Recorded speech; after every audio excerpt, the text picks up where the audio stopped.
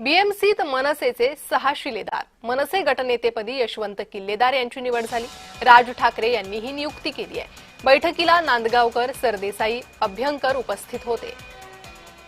तर 6 नगरसेवक मनसेचे निवडून आलेले आहे आणि त्यानंतर गटनेत्याची निवड ही राज ठाकरेंनी केलेली आहे.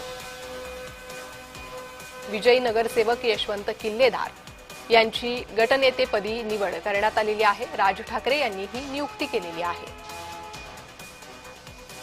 मुंबई महानगरपालिकेत मनसेचे 6 शिलेदार आहे. 6 नगरसेवक निवडून आलेले आहे.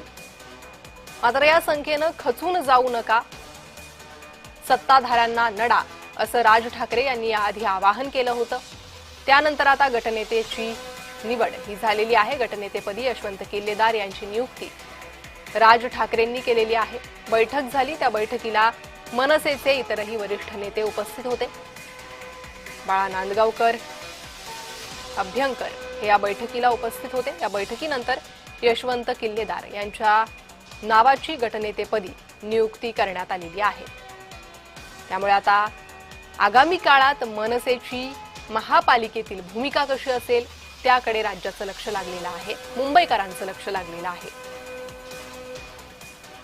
तर ठाकरे बंधूंच्या युतीनंतर मनसेच्या विजयाचा टक्का वाढेल अशी अपेक्षा व्यक्त करण्यात येत होती. मात्र केवळ 6च नगरसेवक मनसेचे निवडून येऊ शकले.